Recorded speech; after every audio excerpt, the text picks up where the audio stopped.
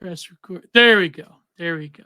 So yeah, man. So we've been So the last 3 hours didn't get recorded. Is that what you're telling me? exactly.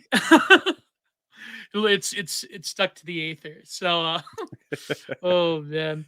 I have my camera on, well, because it's it's a podcast. It's like not but Do you think also I look like I hell. could turn off my camera and relax? Yeah, just relax. Yeah, chillax, bro. Yeah.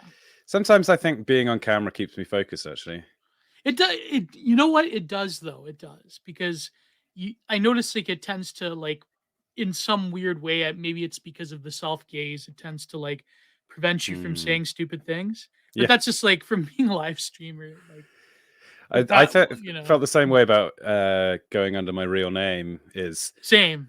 Yeah. I When want I to did it. be kind of accountable for my actions. I don't want the anonymity to give me license, you know? Yeah, exactly. Like I've done that, but of course, like, but it's weird though because when you increasingly like when you're doing the online stuff, it's like that's your thing. It's like you don't you realize like, oh man, I'm never gonna get like a normie job ever again. So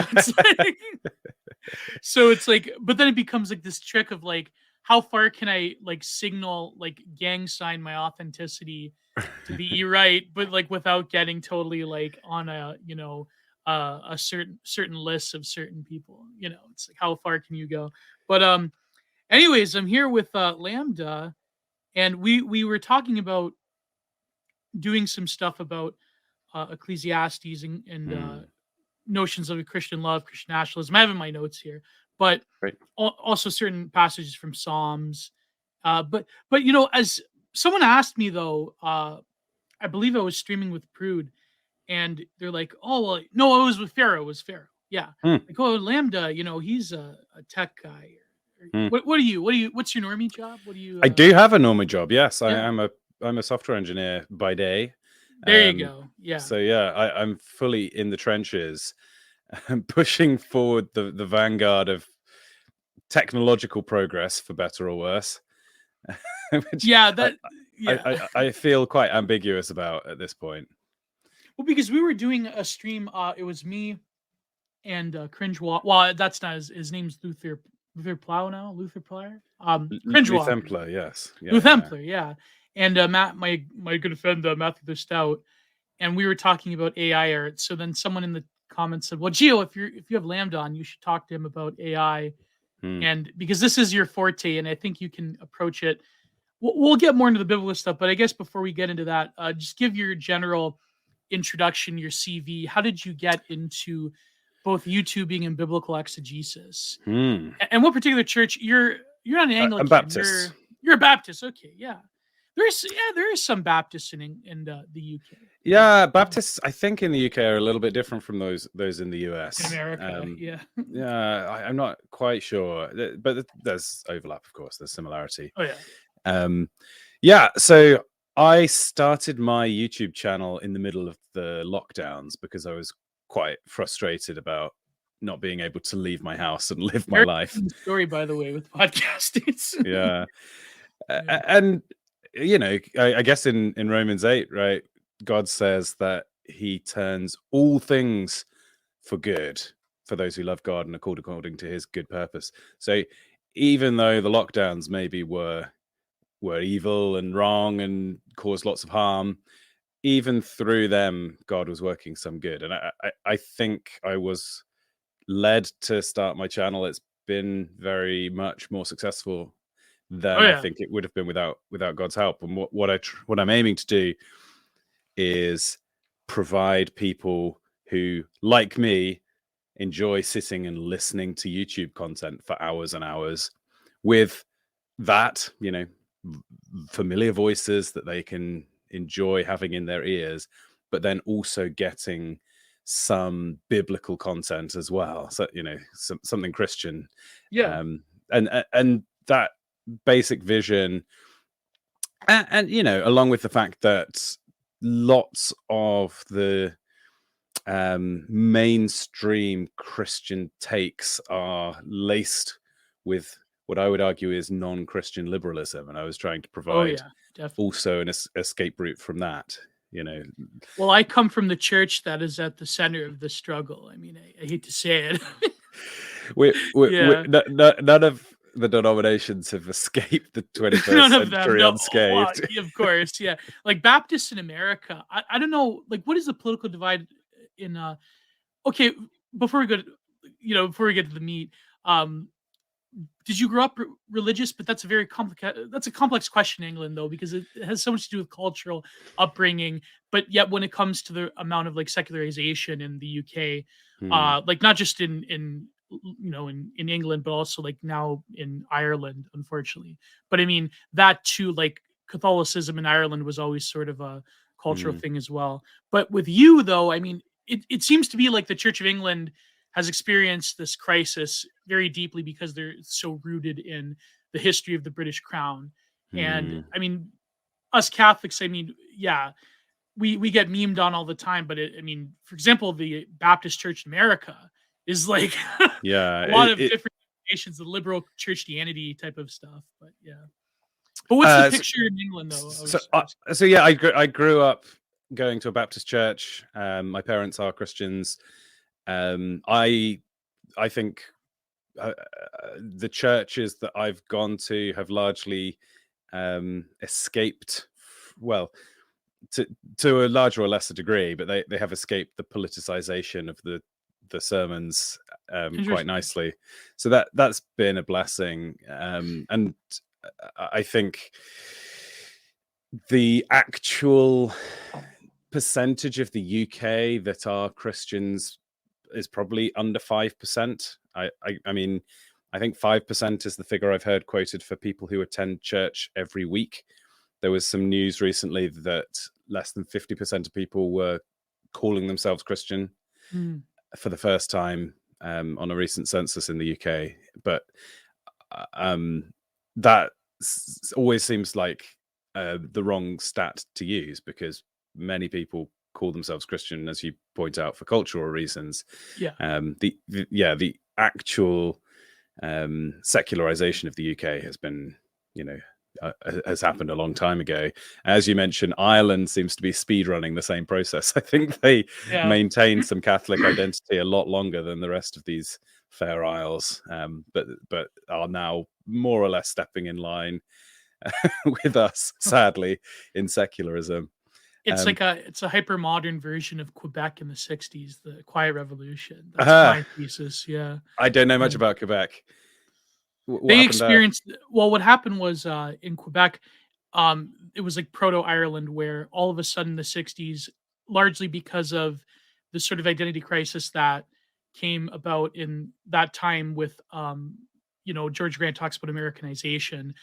Basically Canada going from the most emphatically pro-British, Commonwealth nation to like basically this like abandoned stepchild that didn't really have an identity. So therefore, Americanization and like the liberalization of the North America came like there was no natural immune system for Canada Mm, the way there is, for example, in America with like certain southern states, right? When it comes to like global mm, liberalism. So what happened in Quebec was very rapidly during the sexual revolution, they all of a sudden tanked their religiosity like nothing else, like in a totally dramatic manner. Quebec was essentially a Catholic theocracy up until the 60s. And then all of a sudden it became even more dramatically secular than even France is today, because hmm. France has a very weird schizophrenic, polarity when it comes to religion. They have like the most amount of like atheists and the most amount of trad caths, and it's like Interesting. But Yeah. Quebec, no, they're thoroughly secular. Every Catholic church is basically like a museum. I mean, there are pockets of like Italian immigrants and various like old school like people you'll find in Quebec City, not in Montreal, that do still practice. But Quebec is a very interesting case of very rapid onset secularization. Let's call it stage 4 terminal secularization. Right. And Quebec and Ireland essentially had followed that template, because I think from what people have told me who are Irish, essentially the Catholic Church was more or less an identity marker of like we are not the British. And Mm, the sort of the which is another thing we talk about, like the foundation of faith on very like murky or very sandy loam type of soil is not is not conducive, I think, to the challenges that the Christian churches face is in modernity and now Mm, hypermodernity. So and it's interesting because the UK secularization is very interesting to me because in North America, like especially in America proper, it's like basically the land of like religious fanaticism and cults, and people don't believe one thing but they'll believe, politics has become a sort of religiosity.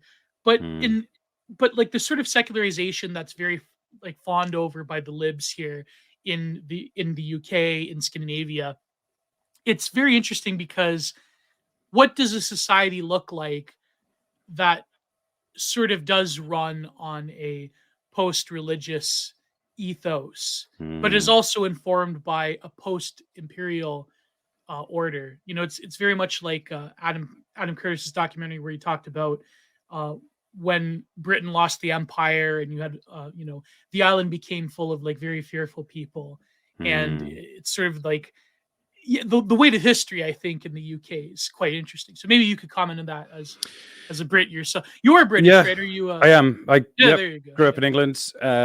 I'd say, of course, there's a religious instinct in all people, Oh regardless yeah. of whether that's given an opportunity to express itself in something that describes itself as a religion. And the thing that's the thing that has replaced Christianity, and it's kind of acknowledged.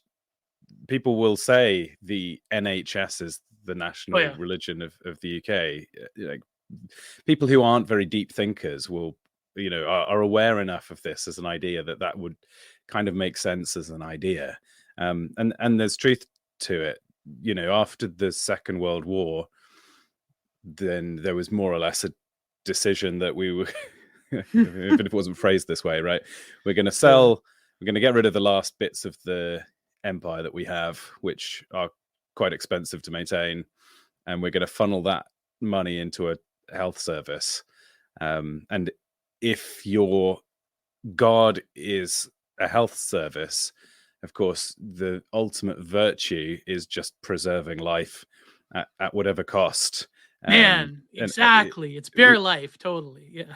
regardless of the quality, regardless of whatever else is accomplished during that life. And the inevitable end is just a nation full of old people in social isolation being maintained in their sort of half-life, a complete spiritual abyss, Yeah. but never Oh man. allowed to actually, you know, pop their clogs. So I, I was, the post-colonialism or post-empire that you mentioned is interesting as well. Like, I Mhm. remember one of my teachers when I was, I guess, so this would have been year 5, which is 12 years old, said that she was ashamed of being white because of slavery. Oh my Yeah, god, even back that you're a core millennial as myself, right? How yeah, I'm 30, so Oh, yeah, yes. me too. I just turned 30. So Oh, even well, back happy birthday. then. Yeah, Yeah. yeah. So, Yeah, back in December, yeah. I'm sure it's more severe now, but Oh yeah. certainly Oh even yeah. back then, this was a view that was around and was being taught, in schools. This is what I was brought up believing, was that whiteness was a kind of a form of original sin that you had to grovel and apologize for, and you could never escape from the wrongs that your ancestors had done. So I was conscious of being, maybe I was immunized from that religion because I knew that everybody around me was not a Christian. Right. And even if they would self-describe that way, it was made clear to me by my parents that they weren't believers. They hadn't actually accepted Jesus into their heart, or whatever phrase, that was what mattered, a relationship with God. And so, and I suppose a couple of other things as well. So, for example, I think my parents would have been um, quite strongly 7-day creationist, which Mm. probably is shared by quite a lot of the American Baptists, I guess. Oh yeah, Um, definitely. and so obviously you're Not in in the UK though. That's like a very alien idea, right, and yeah, yeah, yeah, but obviously again you're hearing in school about millions of years of evolution, and then you're hearing at home a different story, at least I trusted my parents much more than yeah. my teachers, and so that gives you a key to unlock. Oh well, maybe my teachers are also wrong about It was their that first views red on. pill. Yeah, Yeah, yeah, kind of gave you growing up with spiritual armor. the odd red pill mixed in with your infancy is quite a healthy thing. It turns out, probably better than growing up in an environment where most of the things that you're taught are correct in some ways. If Yeah, it's better to develop a suspicion for authority than to have an authority, maybe than to have an authority that is generally trustworthy. And talking of the church, and this is maybe this is a white pill. As the church is persecuted, it does seem to strengthen. So yes, yeah, um, 100%. I feel, in a spiritual sense, like um, the growing opposition of our general culture to Christ is good news, because it will actually cause the church to comprise people who really mean it, rather than just people who There, use it as a social club. I remember there was this quote by E. Michael Jones, Hmm. but like the way he said it was very bombastic. But he said, I may have been on a certain podcast with a certain thinker of ironies that probably doesn't like him anymore. That I've fallen out with a certain German idealist aficionado. He said, when it comes to Hegel, because he was coming out with his book Logos Rising, and he Hmm. goes, when it comes to Hegel, when you realize the divine logos throughout history being revealed, everything is a test nowadays. Drag time story hour is a Mm. test for us faithful. Uh, Revealing logos throughout history. And I'm like, oh huh. my god. But, it's true though. I mean, it's well, kind of, but it's. I feel like you're right. As the worldly becomes more hostile, I mean, this was basically more or less predicted in the Bible, was it not? I mean, Well, yeah, yeah. I mean, you think about what do you picture if you think of Sodom and Gomorrah, right?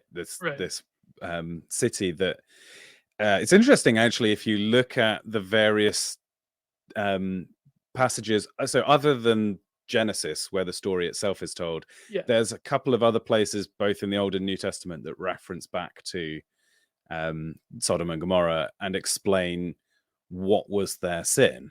And it seems that the pattern was basically first that they were rich and didn't take care of their poor, hmm, then that they turned away from God and were worshiping other things, and then in their final moments, as we see in this illustrated in what happens with Lot, that their sexuality, their display of flagrant, orgiastic, homosexual, and other, we can assume forms of. well, for YouTube purposes, there's this debate always, like some like TikTok video of some youth pastor with with the rainbow cloth would say that no, actually it's about cheese pizza activity. But the ancients, even the Greeks, they equated let's call it cheese pizza activity with Hmm. certain forms of male on male sexual expression. So that's kind Well, of like a moot point, but yeah. well, I think for without needing to go into the details Yeah, and exactly. without even needing to enter into the controversy, the I think the biblical account is clearly showing a form of sexual expression that is so liberated as to be obviously morally abhorrent. Yes. Now, where you draw the line and say that this is a expression of sexuality that's acceptable to God is a separate debate in some ways. But Yeah. I think what we do see in our culture around us is obviously, um, we're a wealthy society. We've turned away from God. We've started to celebrate things like pride, for example, Mm. which is the principal sin of which the devil is most associated, and increasing pushing, like aggressive pushing of people towards various novel forms of sexual expression, and the yeah the impact or not upon children seems like another notable Yeah.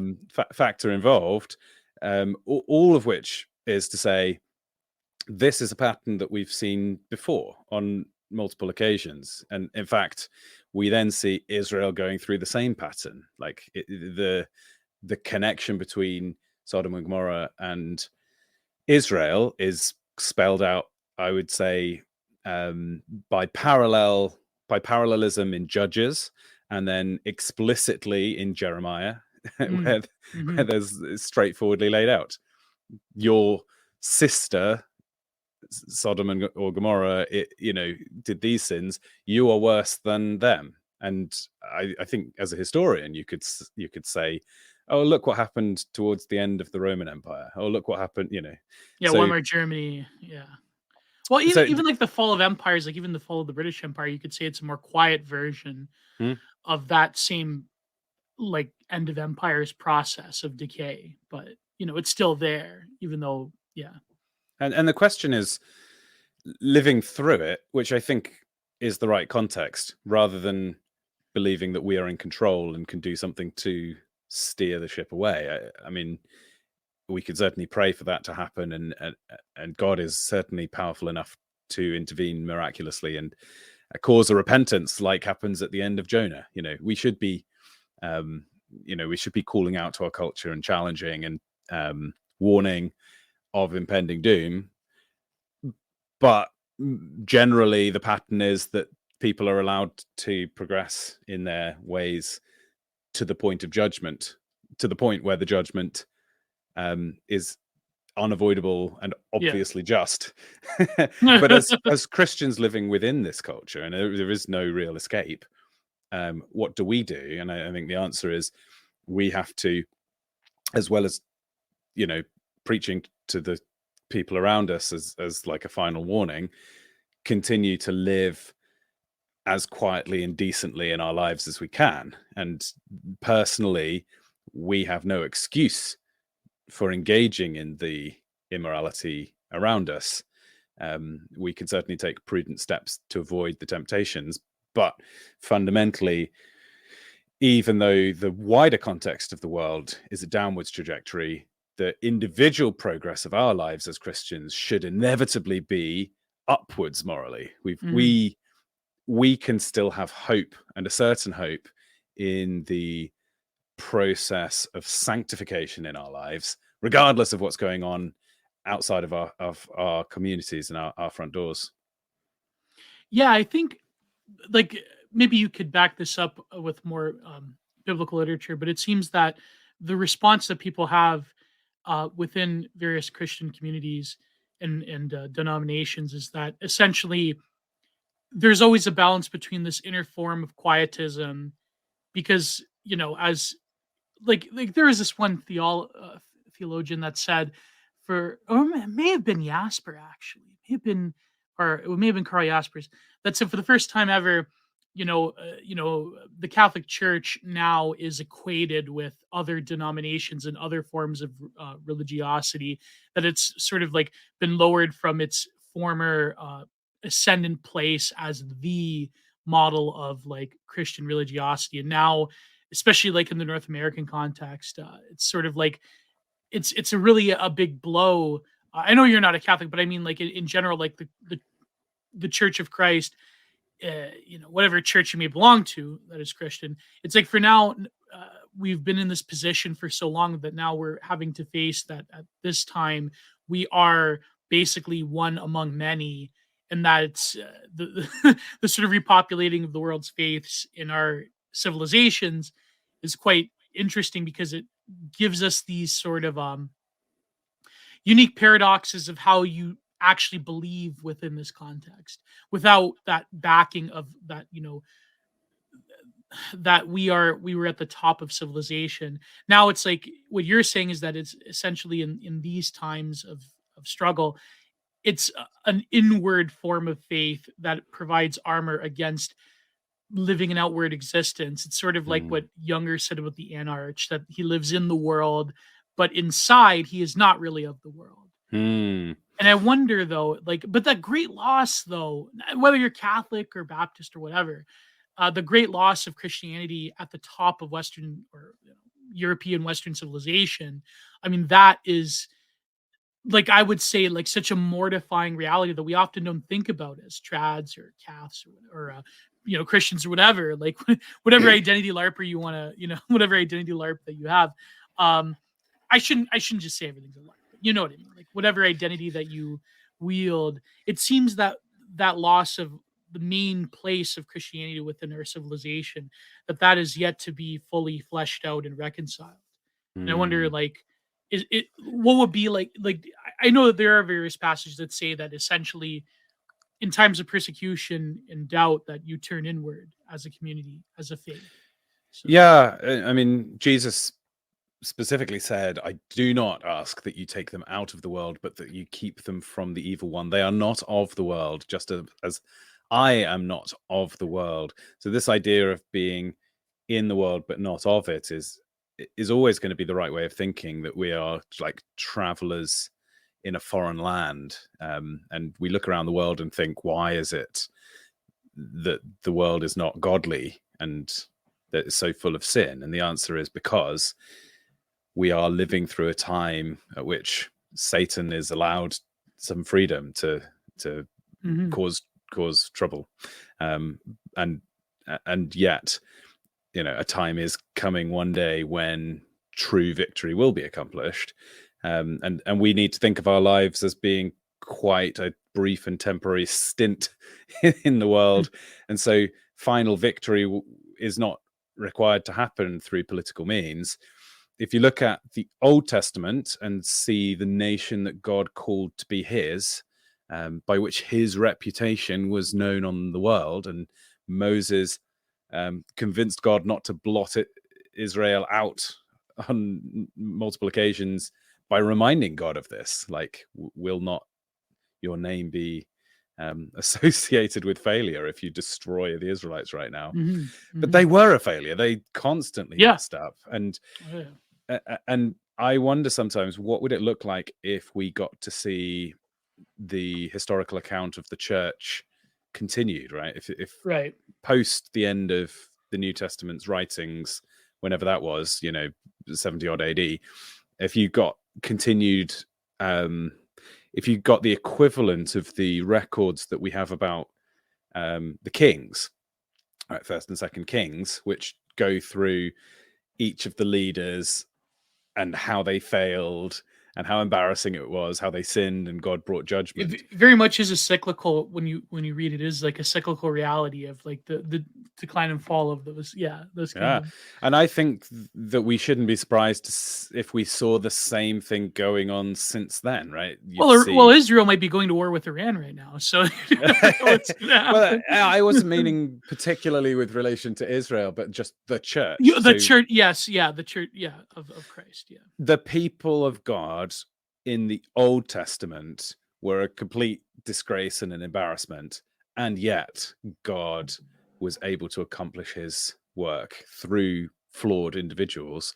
And I think we need to remember that the same is true in the era that we're living through. That, Yeah, we can't expect perfection from God's people, yeah, obviously. like, as you point out, on a human level, then it's a complete disaster that the church is, scorned and made fun of and persecuted, and people will do the fedora tip and scorn the religious and Why try do to come up bad with new things wave happen to whatever. good people? Yeah. Just endless threats from all directions, and a lot of catastrophizing from the commentators upon this, the people who are meant to be steering the ship. But Yeah. from the perspective of most of us who are not in positions of authority in the church in total, even if you're a Catholic but you're in the pews rather than being the Pope, then I think Yeah.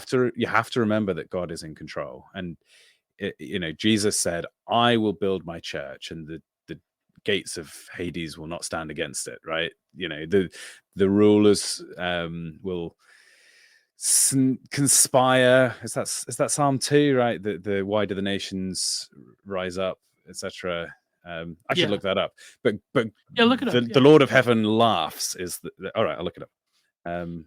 Have you been following the drama with Pope Benedict's the book Yeah, with the published posthumous book. posthumous? Yeah. Well, could you Yeah. talk about that while I look this up?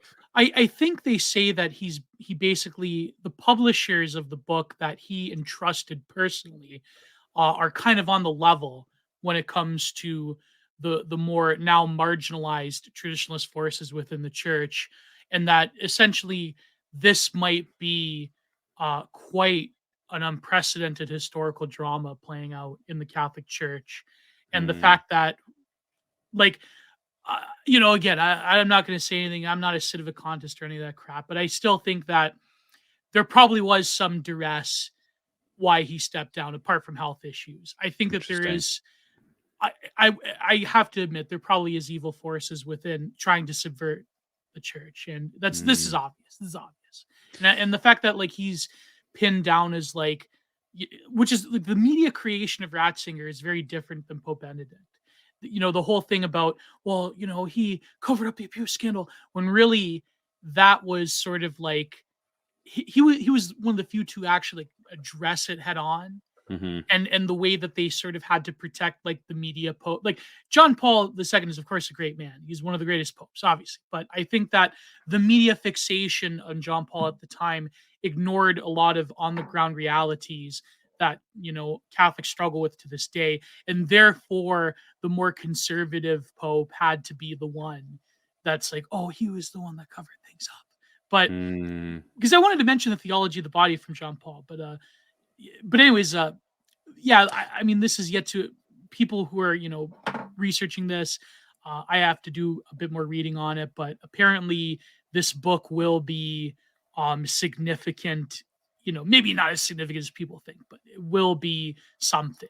You know, and yeah, interesting. Is it going to be published? Because it I hasn't really think it seen will light be of day, published. right? Yeah, I think it will be published eventually, hopefully. Mm, But it seems that this was explicit that after his death that this would be published, and the people that he entrusted into publishing it. I was actually listening to this Twitter space by Popehead that mm, talked about it and about how put it this way. I mean, it's not very easy for me to say this as a Catholic, but there is an immense time of tribulation and struggle within the church. So mm. yeah, I mean it's it's I'm not gonna downplay it. It's pretty bad. It's pretty bad. But Yeah, yeah, and yeah, you look at Jesus' prayer in the garden, and that he was praying for his followers to be one. As yeah, Jesus said, as you and I, as the Father and the Son are one. That's the kind of unity he was praying for his followers, as an evidence to the world that of who they are. And it's very difficult to look at the state of the church at the moment and see that yeah, yeah. is being answered. But I guess we maybe we will see some new perspective on that. In glory, we will look back and see how God answered that prayer. That there is a unity that is beyond what we can What we seemingly see perceive. in this moment, yeah. Yeah. I found Psalm 2, by the way. Okay, there you go. If you want to jump back to that, Sure.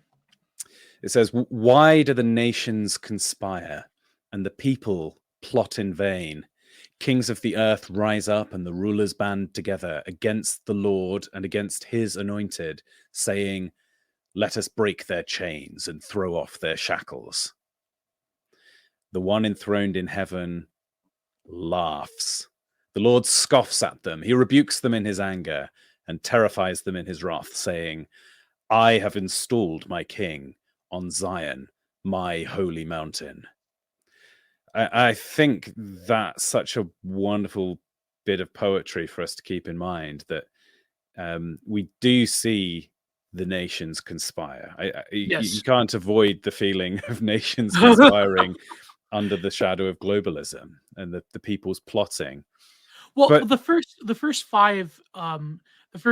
five verses of Psalms is the benediction, right? Is the specific intentional prayer for the Lord for guidance, if I recall. I mean, yeah, you mean Psalm 1? yeah, from Psalm 1 to Psalm 5, that I believe it's like the benediction verses, if I recall. Yeah. Yeah, it's almost like I'm trying to remember now. There's some idea that there's like a summary, and the first few psalms kind of go through and explain all the rest of them in some way. I wish I could Yeah. remember how that all worked. But yeah, I was just going to say we hear a lot of talk of nations conspiring and people's plotting, but straight out of the gate at the beginning of Psalm 2, it's the people's plot in vain. That it's not going to work out. The Mhm. plotting, right? The kings of the earth rise up and the rulers band together. Is there a better description of the attempted, global order against God than that?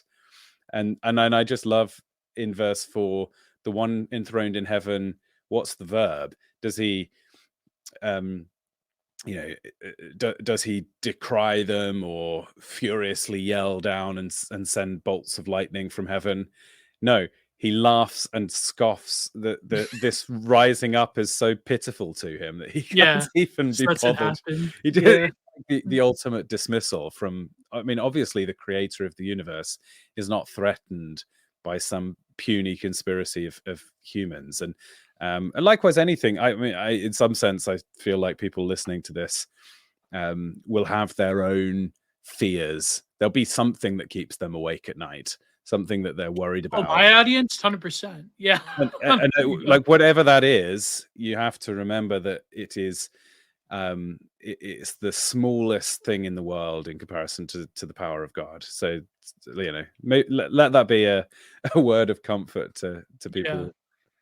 What I think though, when I hear that verse Psalm 2, I feel that it's it's always like a struggle. I feel like in let's face it, in certain quatrains of Christianity, there's always like this fixation over like, 80s style evangelical biblical end times prophecy. I Mm, don't think that the verse means like, okay, Psalm 2 means the World Economic Forum.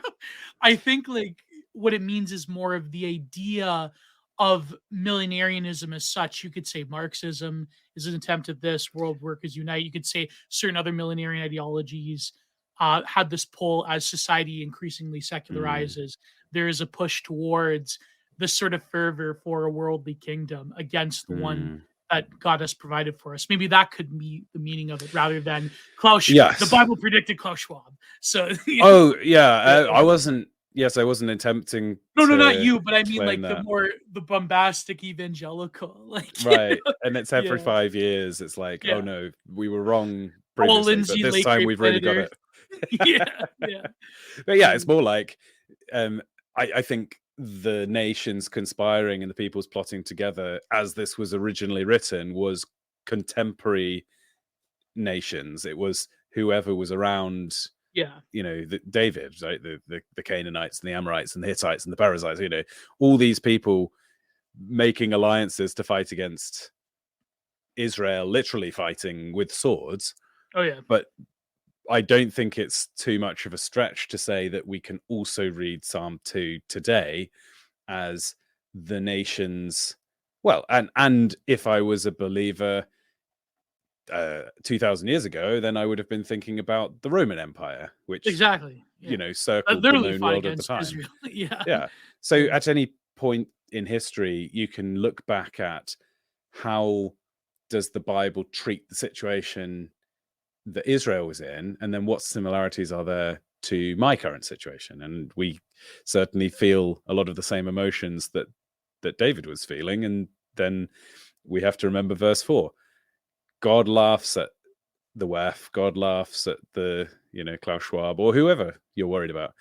If you're worried about Putin, or you're worried about Biden, or you're worried about yeah. Chairman, whatever is, the current Chinese Ziping. Xi Jinping, whoever the person who you think is a big, powerful villain on a world scale, you just have to imagine them as a little hand puppet that God is laughing in the face of. Yeah. Brings them down to, I think, their appropriate scale. I think one of those leaders is on the side of God, though. But not to get up. Don't worry about it. We'll move on. I'm willing to say that probably the influence that the Russian The Orthodox Church, yeah. Orthodox Church, well, or Russia as a nation is having on its citizens is less poisonous than the other two Biden, that I mentioned, or even, but yeah, it's not perfect. obviously, no, yeah, That there is certainly a fair share of evil in the Russian regime. It's it's just yeah, yeah. so that they at least have some reverence for God. I mean, when you start to say that you're fighting global Satanism, it's very, yeah, it's I mean, it could just be rhetorical, but you know what's funny? I was thinking of this one again, not to because again, every time we talk about the current situation, my mind trails off to the latest geopolitical hot takes, informed by certain Telegram channels. But anyway, I don't want to get you in I, trouble. But I actually make it a mission to know as little about the news as as I possible, can. yeah, yeah. I certainly have gone through periods in my life of getting dragged into it where it's very tempting to want to know every detail of Every time everything you that's go on AA happening. stream, then it's a Yeah, necessity. literally, I have to. Well, sometimes I've told him like I'm prepared to come on Unpopular Opinions, but I refuse to read anything about That these was a great one topics. with the father thing. That was amazing. I love that one. You were Uh, kind of embarrassed in a few of those. but Yeah. I think we need to know enough about the goings on at a broad scale Yeah. to Yeah. make wise decisions for our own lives. So, for example, it's a reasonable question for us to ask, should we flee the countries that we are currently living in for Yeah. whatever reason? And to make a sensible Persecution. decision on that front, you're going to need to know about national and world news. So there is a place for getting to grips with what's going on the planet. But the kind of obsessive Politics political train. wonkery that goes on both on a political kind of domestic front and then also around the planet. I've kind of taken a deliberate stance of I'm gonna do as best as I can to not know and not feel like I need to have an informed opinion about these things, because all it brings into my life is kind of anger and Frustration. stress, frustration, fear, and unnecessarily 99% of the time I have an opinion about what ought to happen in a situation morally, and I have no possible way of influencing the situation towards what I think is right. Yeah. So what was the point in all the wasted time and emotional energy when I could just focus on something that's local to me, something that is in my church or my family that I can help with? So yeah, that's kind of if you want to know about if you enjoy the hot takes so much that you think you can distance yourself from it emotionally enough, then Yeah. great. Like, it's a fine hobby. There's like, go for it, knock yourself out. But I do caution that there's a pernicious aspect to, like, apart from anything else, generally if there's a hot take, um it if it's usually that there are two sides to the issue, both of which are being pushed for propagandistic reasons. Oh yeah. Obviously. Um, so even if all you're doing is fighting back against the propaganda, you're still kind of living in their frame. And You're still spiritually subservient to the narrative that they've created for you, which is why I wanted to, even though I'm cautious of like, because I kind of, not that I know the answer, but about the whole like divide that's happening right now on the right wing about like Christianity versus hmm, like other sources of like how to preserve civilization. But before we get to that, like I know what you mean. It's like you can have the hot takes, like me, like watch stuff about the war, and it's like the numbers and the figures, and like I've made no shame bones about the fact that I listen to the Duran every Right. day. But it's like, but then when you talk about, okay, yes, if the numbers and figures are right or true, that still is, when you pull back, say, yes, okay, the Ukrainians are losing 30 men a day. But you would look at it, those are 300 young, mostly young men that are dying, that are European men that are dying. And that is a real, when you look at the scale of that, it's terrible. There's Mm, no, like, you can say that it was justified or whatever, or it wasn't justified, or the Ukrainians are fighting for the nation, like whatever political sort of geopolitical take you have. The reality on the ground is that young men are dying, and they're dying terribly. And it is not, it is unjust. And it is something that very few people have experienced in our lifetime, the horrors of war. mm, And well, I mean, it's a different level of war in Ukraine than, let's say, in the past 20 years in Afghanistan, right. certainly. But it Yeah. is, you know what I mean? Like, it is, when you divorce yourself from the humanity of it, it's sort of like you get into the political hot take brain, and You that becomes a, do. yeah, And I think the right level of analysis for most people, and I don't think many people do look at it this way, is we live as a part of the global American empire.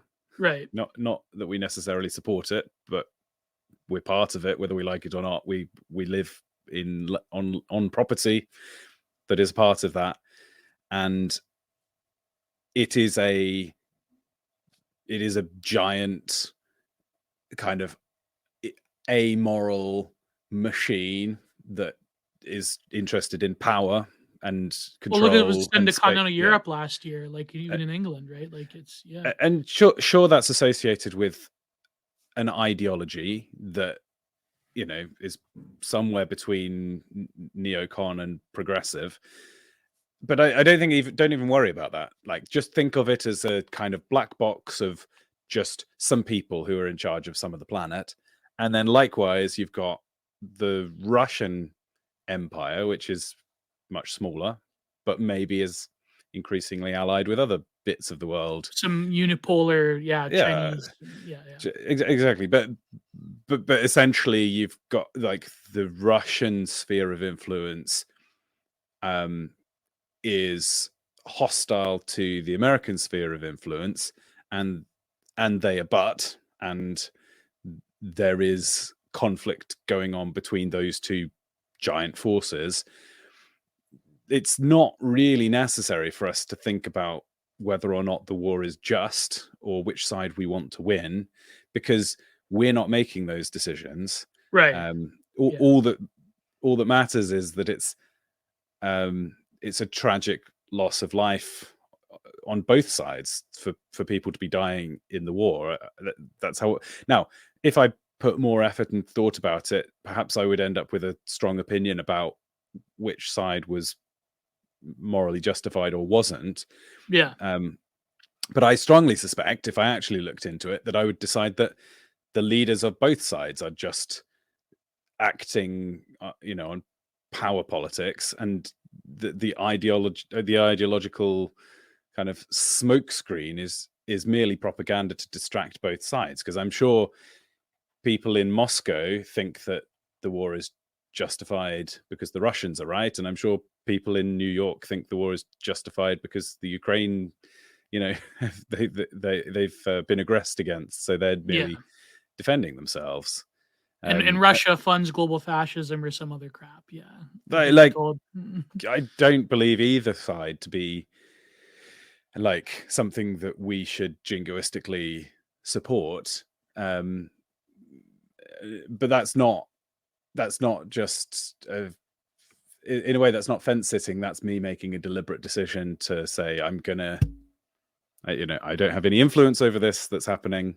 Mhm. I know that it's having a terrible human cost, but I can't do anything. Like, it may as well be a natural event, like Phenomenon. a flood or a hurricane or something, and I can pray that the human cost would be minimized in what's happening, without needing to know that on X day of X month there was a peace talk and then it got called off because of YZ, and the influences of, like, There's I do movement know in some. Solidar and Zaporozhye. They're moving. Yeah, you Yeah, don't need to know I the. don't Yeah. even need to know, like, okay, so I live in Britain. What have the British politicians been doing relevant to this? Oh, No, they're the most emphatic for this thing. Yeah, they've yeah, really been. Yeah. in fact, do know that it's, it appears that the leaders of my country have been banging the war drum.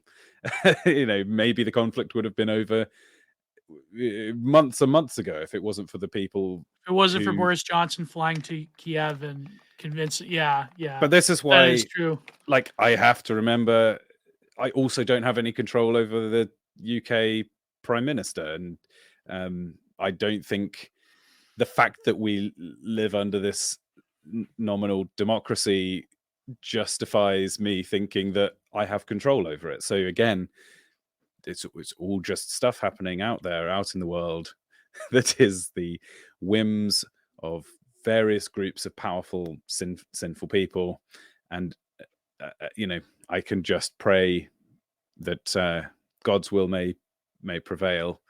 It like so much in the world that we experience, it is the toing and froing of history Hmm. at a level and scale that our brains can't comprehend and that we have no influence over. Whereas, and as I like, I keep trying to make this point, there are things that are within our reach that we can do to make the world better, and Oh yeah. that you know we only have so much capacity for, like, learning about things, emotionally caring about things per week, thinking about solutions to problems. Make those things that you put your thinking and energy into stuff that definitely you can contribute to, and that your contributions, like, you can see directly. Yeah, exactly. I think what's funny though that we're talking about this is that I feel like when it comes to like in most of our audiences, let's face it, are Americans, right? So Americans, it seems that the past like 20 years, when it comes to like electoral politics, they have sort of like this, like almost like secular apocalypticism of like, if this election doesn't go our way, it's over, it's Mm, done for. Demographically, it's over. Well, I mean 24, maybe that might be correct, but it seems that they still have that binary system of whereas like me and you though, we're interesting because we're both products of the Commonwealth, and mm, the parliamentary system tends towards a sort of post-political managerialism that's very alien to Americans, because with like the parliament in Canada or in the UK, it's almost like, the quote unquote will of the people. Come on, look at the Tories now. Look at yeah. what's happened in 2022. Like, does anyone really consent to, well, what's her name? You know, Johnson to Truce to Sunak to whatever. It's like, and of course the Labor Party is in shambles as well. So it's like we have this awareness of the post-political epoch that I think Americans are not quite there yet. So they still have like a faith in their system. Whereas with us, the reality is that Trudeau technically has a minority government, but he still rules like he's a majority. And it's like, yeah, of course, I hope I'll probably hold my nose and vote for Palavra in 25 or whatever. But it's like, the yeah, it's like we live in systems that are beyond the will of any sort of conglomeration of the populace. Yeah, that's the truth. Mm. I, I think there is a difference in attitude. I might describe it a little bit differently. I'd say that the average American believes that the root of the problem is the politicians on the other side. So Yeah, if you're in a red state, you think it's all the the Democrats, jumbo and if you're in a craps. Yeah, blue state, you think it's all the Republican. Like, if only the politicians and their voters could either be improved morally or would get a grip and stop being stupid, then the world would be a beautiful place, or at least America would, would be a wonderful place to live. The attitude I describe in the UK, and I don't know if this is the case in Canada, or a bit but more Americanized, but yeah, probably. maybe I'd say people here, like normal people, average voters, believe that the problem is the current politicians in the party that they do vote for. So Yeah, if you're a conservative voter, you're like, oh, we just have a bad crop of conservatives currently in office. They're just going to need to pull their act together. And I think in 5-10 years, the Conservative Party will be back together. Or Oh, if yeah. you're a Labour voter, you're like, oh, it's the current Labour politicians that are the problem. The MPs, if only we could get a better set of politicians in the Labour Party, then we'd have our problem sorted. But I don't think that is quite post-political either, because it's yes, maybe there's an acknowledgement that the system doesn't work as it currently exists, but they're not prepared to accept the failure of democracy in general. Right. Yeah, well, And because that's the Blair pretty step much that needs to happen. erased. Yeah, like Blair pretty, and A is right. Like Blair pretty much erased these distinctions in the UK. Like that's so people don't, like you were saying, people don't recognize it yet. But yeah, yeah, Well, people, yeah, and to the idea of New Labour was it's a left-wing party that looks a lot more like that, presents itself as a right-wing party, whilst behind the scenes pushing a lot of quite socialist ideas. yeah. And now we have a right-wing party that Is is essentially yeah. doing the New Labour agenda, and then what does the left do in response? So, like, it has kind of tightened in towards this. I mean, the model of Blair is pretty effective, because Yeah. It's essentially, you say the rational things that the right needs to hear, and then you do the irrational things that the left needs to see, and you kind of please And it's a everybody. brilliant strategy when you think of it. Yeah. If you're a Machiavellian, bloodthirsty Moloch worshiper, then it's a pretty effective strategy. But Yeah. but it's funny to tie it back to what we're talking about, though, in terms of like through a biblical lens.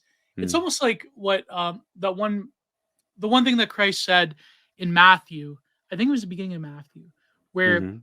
he says his followers ask, why can't you just tell us it straight? Why can't you just like tell us like the Spark Notes version of it? And Yeah. he says and he says, I believe he says, um for the for those who have plenty they shall receive more, for those who lack they shall continue to wallow in lack. But people thought that it was about wealth, because it will be very like anti, on message to say that those who are rich will remain rich and they'll get more rich.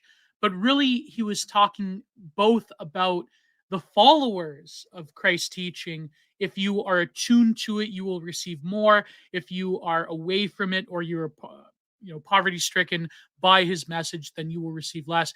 But also I think he was alluding to Israel itself, to Zion, that the people of the book, that they were the ones who chose to stray from the teaching, and therefore they will receive less, whereas those who receive more. So it's about wisdom and knowledge, it's rather than about worldly possession. Because I know that Mm. verse, you know the one I'm talking about, Matthew Yeah. Are 5. you Yeah.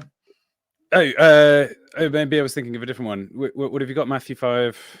Was it Matthew 5? Let me look it up, actually. But I have it. Yeah. I thought you were meaning in Matthew 25, where Matthew you've 20, got it may have been, yeah. Yeah. the parable of the bags of gold.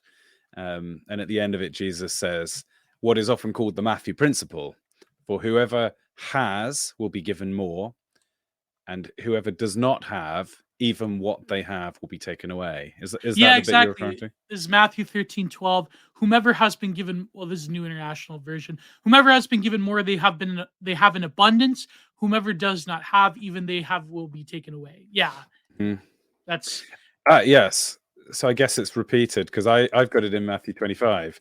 oh, yeah. So interesting. I guess it's a theme that Jesus returns to. But there's there's an elaboration. Okay, yeah. So let's look at both. So in the verse you quoted, Matthew 13, the disciples come and say, "Why do you speak in parables?" Yeah. This is after telling about the parable of the sower, and it's recorded in multiple gospels that the disciples come up after that and say, They always, yeah. "What are you on about? This doesn't make any sense." And then he says, "To you it has been given to know the secrets of the kingdom of heaven, but to them it has not been given.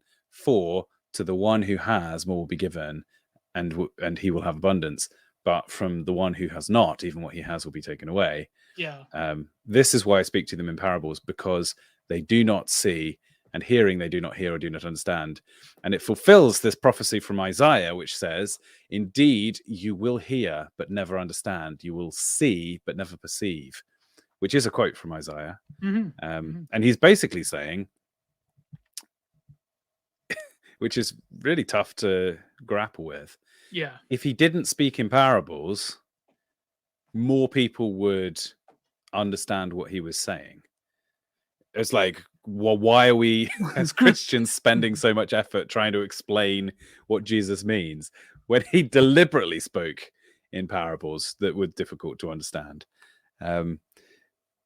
But I mean, the full discussion here might have to dig into ideas about predestination as well, which is a whole rabbit hole. But I wanted to mention, whether or not we go down that rabbit hole, the passage, the passage in Matthew 25 has a whole parable associated with it, where it talks about that there's this rich guy who is going off on a long journey for like a year.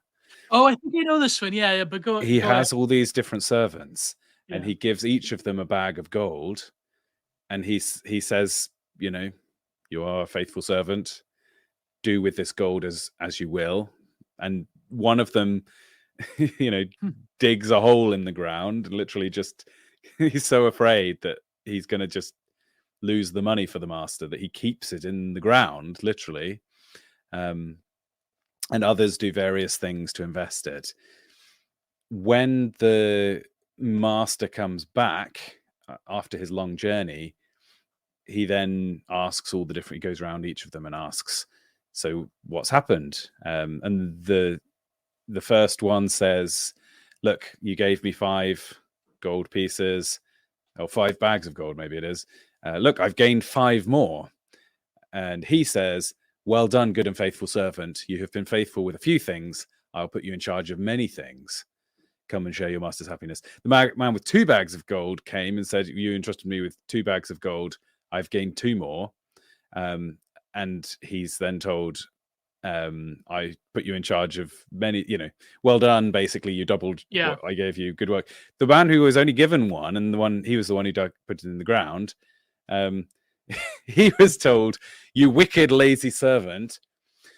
You knew that I harvest where I have not sown, and gather where I have not scattered seed. Well then, you should have put my money on deposit with the bankers, so that when I returned, I would have received it back with interest."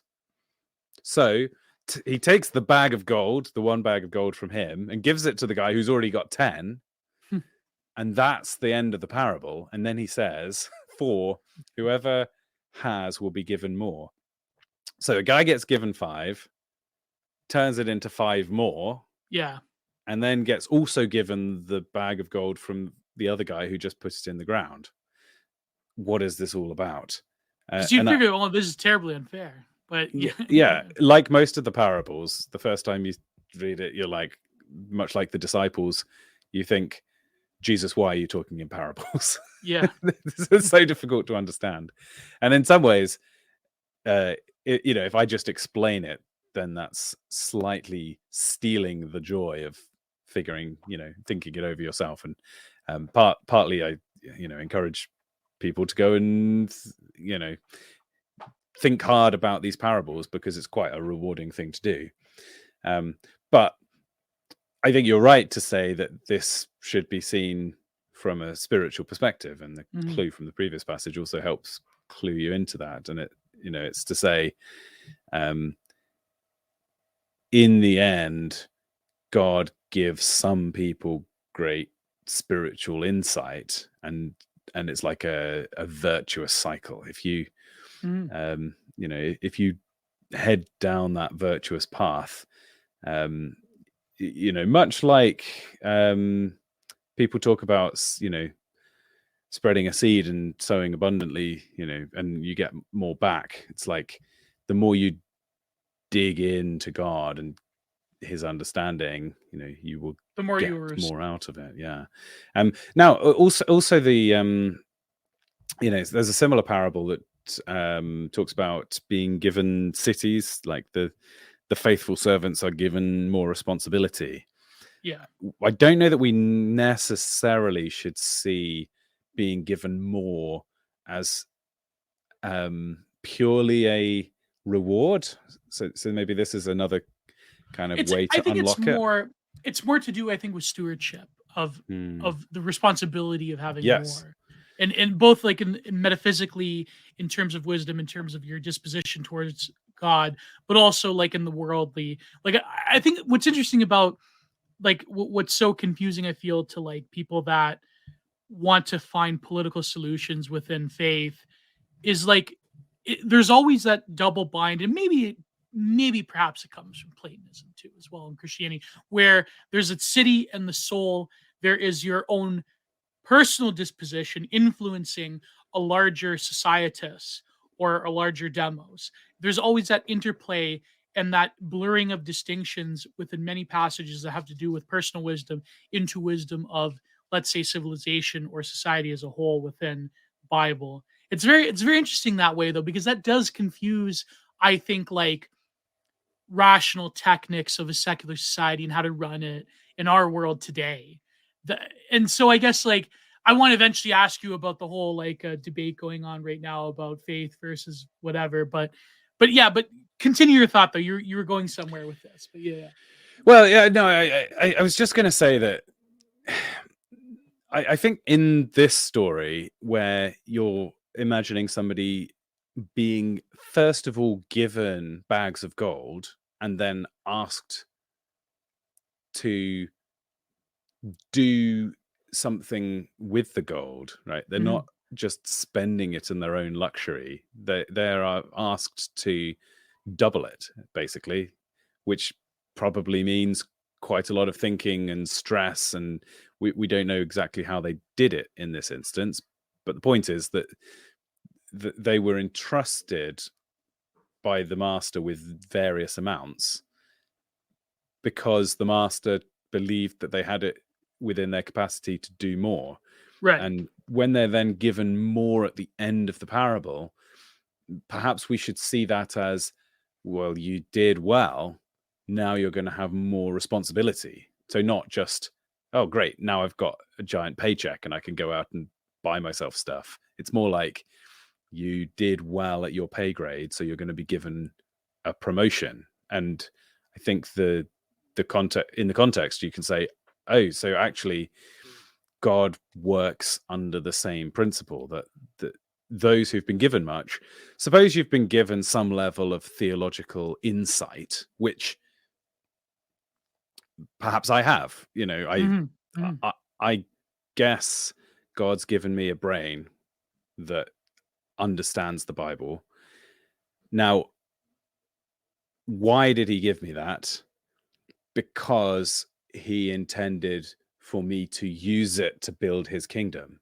And Yeah. so I don't just have the option, but I actually have the obligation to find a way to use the gift that I've been given in the most profitable way for him. And then in a sense, you could say, oh, so why does the Holy Spirit then provide more insight into the Bible? Well, it's because that insight coupled with faithfulness turns into God driving his kingdom forwards. Yeah, 100%. Yeah.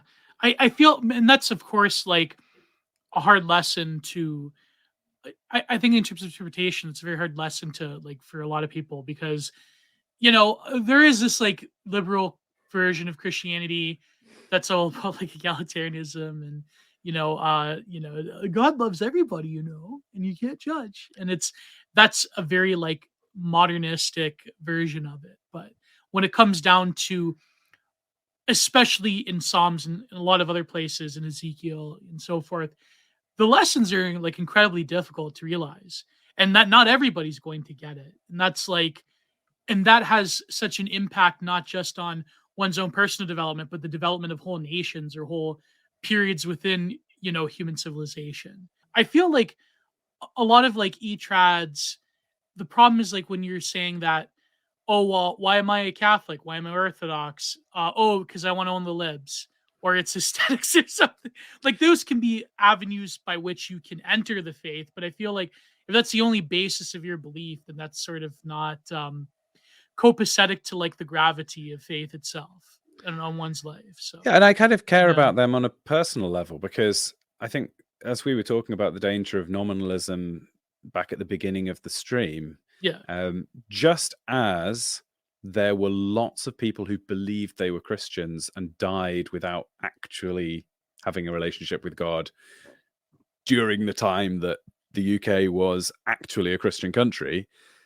Now we have a similar kind of situation, but just within the right or whatever you want to call it. yeah, That people who are trad and from the UK or Canada naturally will say, I want to embrace all the things that are traditional to the place where I was born. And one of those things is Christianity. yeah. And as long as they are only embracing Christianity at that level, then they're still in kind of mortal danger from a theological perspective. Hmm. They haven't actually reckoned with God as as a true ruler of their life. He is just a tool by which they can embrace their true God, which is traditionalism. So we almost have to great that nominalism is disappearing in the wider culture, but let's also beware of nominalism. For just in case people don't know what I mean by nominalism, right? It's where you say nominative, right? The name of a thing. So if you are only concerned about the label of Christ and not the The person, intertextual nature of something, yeah, yeah. So rather than the essence, yeah. yeah, I think that there will continue to be bad reasons to be Christian. for, for as long as there are Christians around, then there will be things about their lives that are attractive, and people will miss the point. Like, great that they're investigating, great that they say, but if you say, like, the pagan argument, I guess, is the true thing that made Britain great is the Anglo pagan Yeah, spirit, the Albion spirit, and yeah. actually it was subverted by Christianity. So we need to Right. return with a V prior to Christianity, and that just whole debate about what was the true based force. Was it Christ, or was it the pre-Christian era in Britain? It's just a debate that I don't want.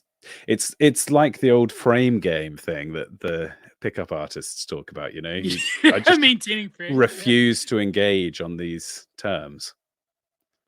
Yeah, yeah. I think that, but then again, you have to say that, is that spirit corrupted by Christianity, or was it strengthened under Christianity? Like that's always like the debate, because when you look at, like, you have the originary stock of European peoples, then you give them Christianity for like almost like 1,000 years. I mean, we can look at it now and be like, oh well, we're basically, and it is true, we are basically giving up our own civilization. But when you look at it, like the growth and the majesty of what Christianity gave to us, I mean, it's one of those debates where I think that the core problem I feel is that because we have a common enemy, that Hmm. we sort of neglect until we do start debating among ourselves, which we tend to do like ritualistically, especially online. We sort of neglect the vast differences between each other because we do have a common enemy, the libs or whatever you want to call it, or well, other things that maybe I should mention. But you know what I mean? Like I feel like those differences, they then become a spectacle to sort of like debate, like, orthos versus Caths or versus Protestants or versus pagans. And it's like this endless samsaric cycle of like endless chiding and debate and cancellation and almost like a Gerardian ritual of like self castigation. But then when we do sort of go around a common enemy, then you things become a bit clearer. But even how to approach or attack that enemy is also another source of endless debate, which then you get the sort of like Christian nationalism versus Nietzscheanism, blah blah blah. And like you were saying, like there are even problems with that Christian nationalist thesis because in America, as you know, as a Catholic, it is true that America is largely a Protestant nation. That's its founding original intention and stock. And it's like very complicated because Catholicism does have a huge history within America, but Mm. where does that fit relative to its founding? I mean, in England, of course, it's very simple. You have the Church of England, and I mean, there are Catholic roots to England as well. But then, you know what I mean? Like it becomes very complicated when you look at it. But yeah, Yeah, and as you were saying, England has Catholic roots prior to, long prior to Henry VIII. I yeah. mean, I guess it was. It is nice to reset the dial if you are a Protestant and say, like, we can call England's religious founding the moment that the Church of England was founded, but realistically, England has a long Catholic religious tradition that Mhm. I I remember visiting France not too long ago and going around some of the old Catholic churches there, and actually oddly feeling like I was discovering a little piece of England. There is a Mm.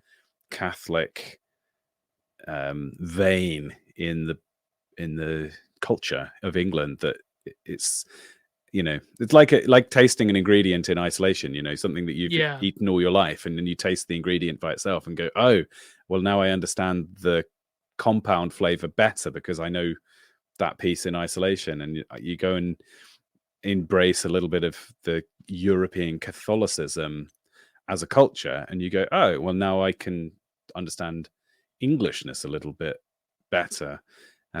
So realistically, the things that make up Britain at the height of the British Empire or Europe at the height of European dominance Mhm. are a cultural mix of lots of things, Christianity being but one of them. And over time, these things change and Christianity becomes deprioritized. As Christians, so I would think about, so Galatians 3 talks about that this famous phrase, right? There is neither Jew nor Gentile, neither slave nor free, nor is there male and female, for you are all one in Christ Jesus. If you belong to Christ, then you are Abraham's seed and heirs according to the promise.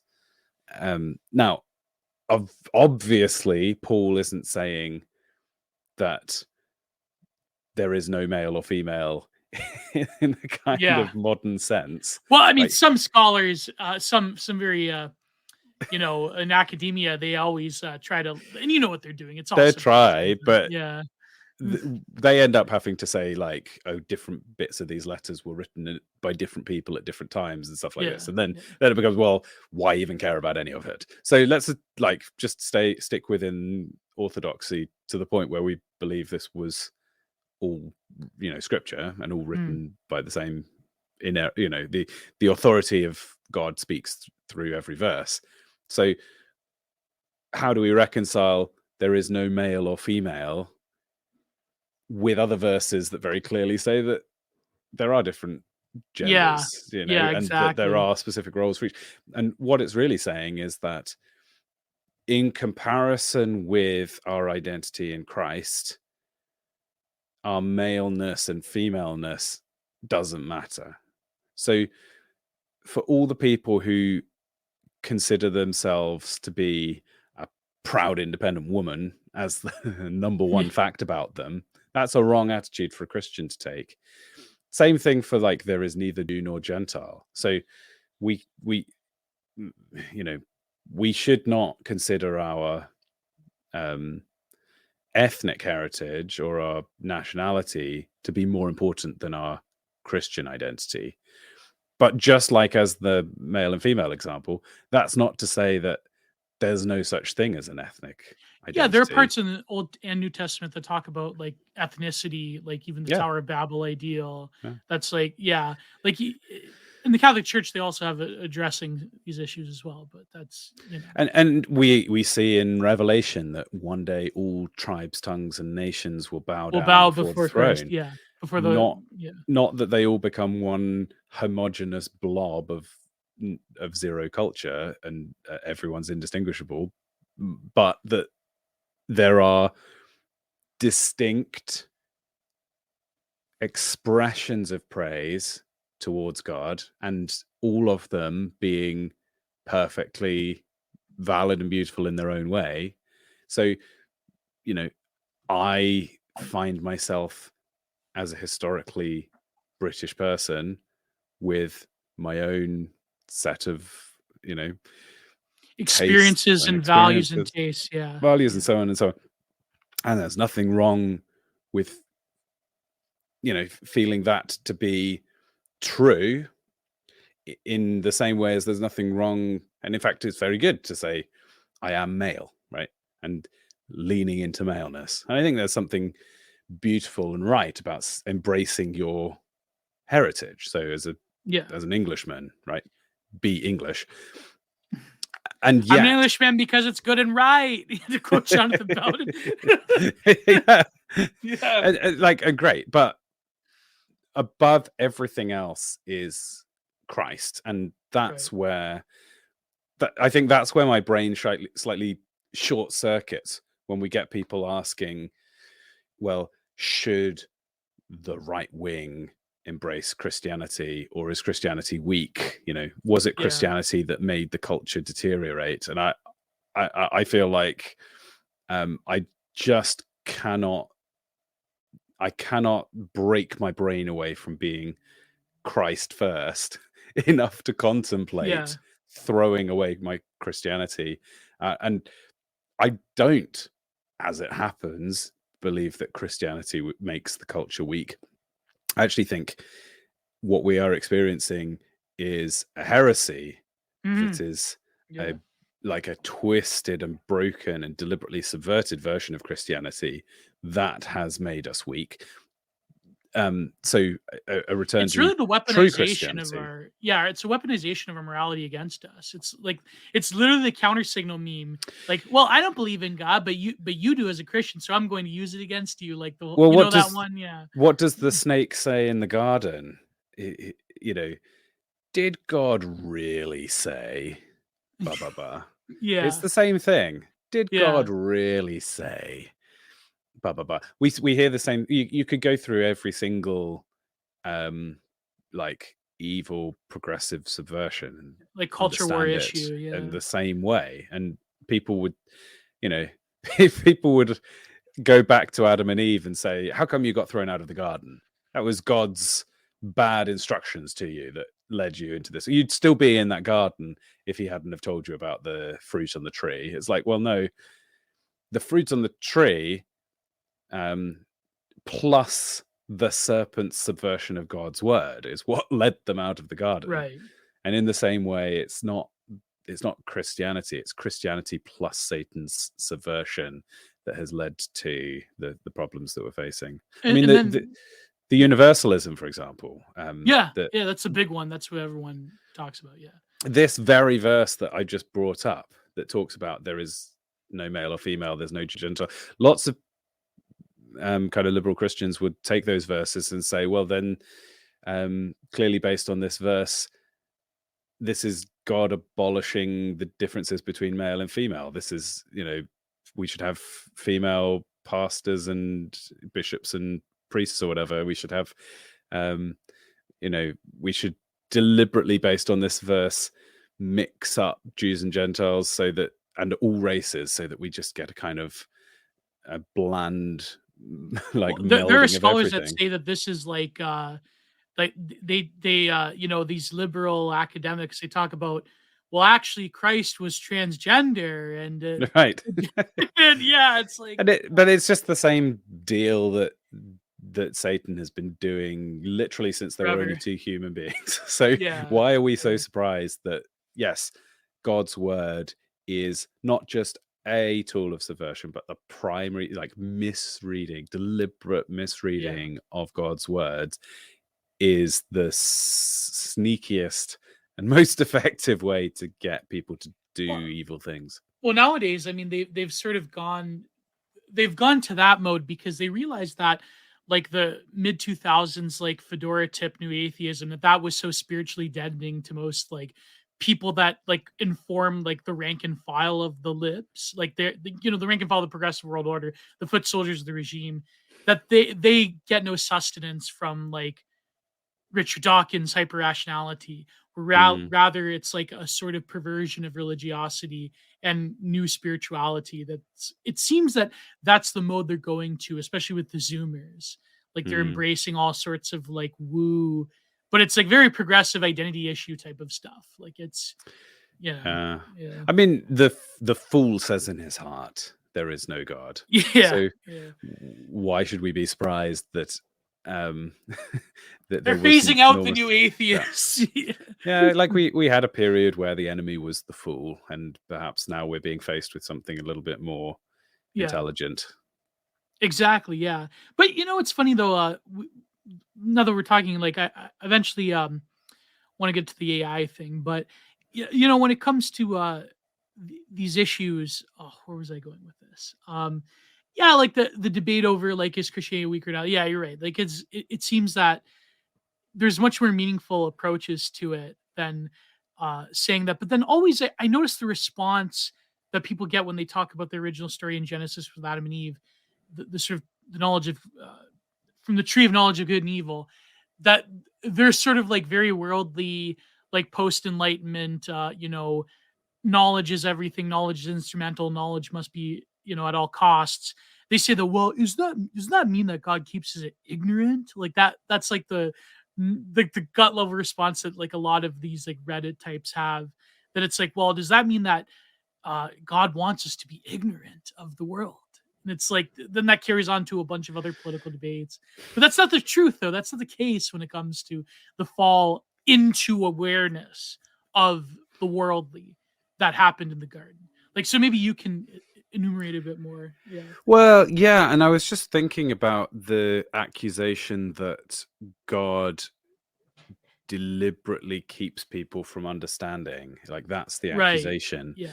And then you remember the passage we literally read half an hour ago, which said that Jesus spoke in parables Right. so that they would be ever seeing but not perceiving. Their heart.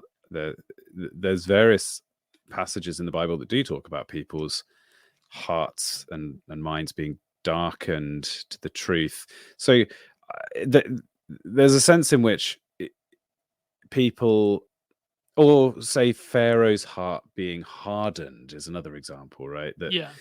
That Pharaoh made an initial decision against letting the Israelites go, but then the rest of the story, you keep hearing about God hardening his heart, and you feel Yeah. like the atheists are coming in complaining, like, God is hardening my heart. God is refusing to let me understand his glory.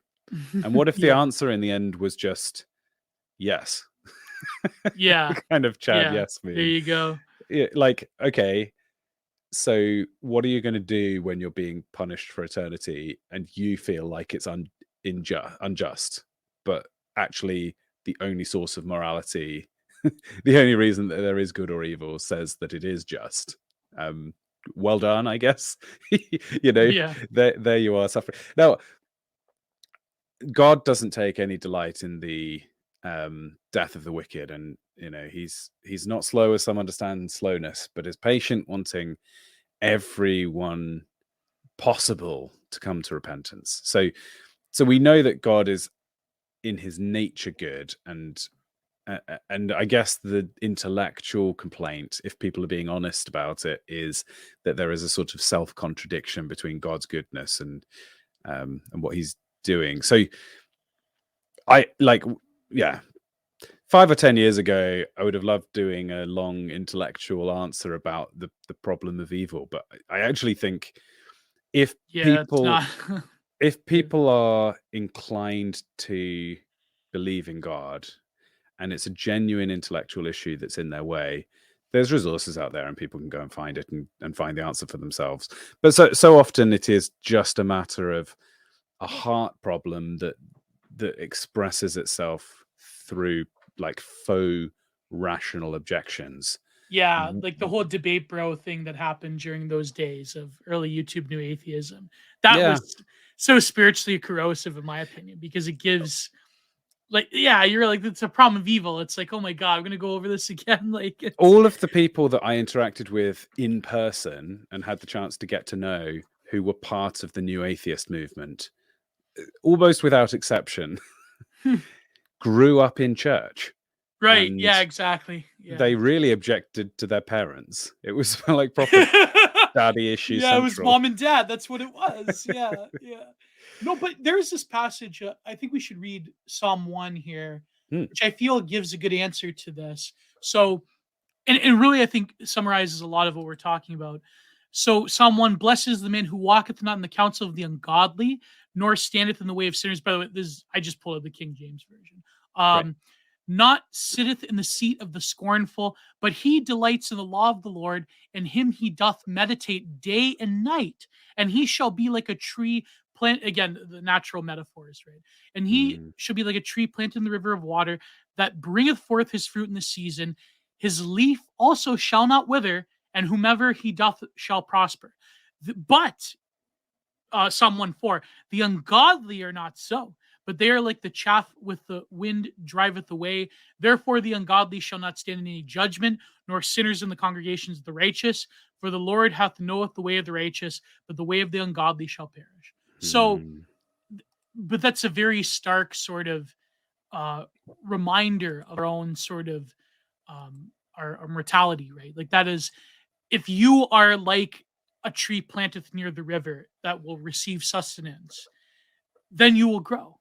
But hmm, there's a case where, you know, God explicitly says, like the unbelievers, unfortunately, after a while, it's almost like, there's a certain point where you give yourself over to unbelief that it's like, okay, the Lord says, there's nothing I can do about that. Like you know, it's a very harsh lesson, but it's the truth. So, hmm. but what do you make of Psalm 1 though? Like that is, yeah. Oh, well, it's such a beautiful, and I mean the Psalms after a certain time become like friends. They're like Yeah. you just love to meet up with them again, in a sense. Yeah. I mean the image of the tree planted by the water, is such a strong and a beautiful one, right? This is what the righteous are like, and Jeremiah picks up the theme and talks about, blessed is the one who trusts in the Lord, whose confidence is in him. They'll be planted like a tree by the water that sends out its roots by the streams. It does not fear when the heat comes. Its leaves are always green. It has no worries in a year of drought, and it never fails to bear fruit. And the analogy, of course, is that the righteous is drinking not from the water literally, but from the Lord. And Mm. then you see this image of the heat coming. When you imagine, in Egypt, say, right, you've got the Nile and you've got desert Yeah. most of the way around the country, but right next to the Nile is this tiny green strip of beautiful verdant farmlands and such. So the tree, when the heat bears down in the middle of the desert, if the tree is next to a water source, it can thrive and survive. In the same way, even though people around us are ruining their lives, Yeah. due to going down ungodly paths, we nonetheless, regardless of the storms that come, will flourish by being planted next to the water of God's word, of God himself, of Jesus. So, and back to Psalm 1, brings forth its fruit in its season. That makes me think of, is it Galatians 5? The fruit of the Spirit: love, joy, peace, patience, kindness, goodness, faithfulness, self-control. So, as there is, in some ways, Psalm 1 is the picture of the righteous man, and Psalm 2 is then his enemy, the Mm. nations raging. You imagine these angry, evil, twisted, wicked people. And what should our response be? And like I was saying earlier about the inevitable improvement of the lives of the righteous, we are like that tree that's growing and next to the water, so it's healthy. And what does the healthy tree produce? Fruit. And what is the fruit? It's the love that we can show. So if you meet a Christian, and rather than being, this activist who's angry and like so just raging at existence, like how dare blah blah blah, but is just exuding love, kindness, peace. What could be more different from the attitude of most people? It's funny, if you trawl through YouTube comments, almost regardless of the video, Yeah. there will be somebody talking about how the world is falling apart and their life is miserable. Like The sometimes West has it's, fallen. Millions must die. Yeah. yeah, it's like it's either a comment at the time that the video came out saying, I need this video right now because I'm in such a panic about the way reality is, or it's a nostalgic kind of, oh, remember when I used to listen to this song before I grew up and all this, Yeah. people are missing peace. Where could you find peace and contentment? By being like that tree planted by the river.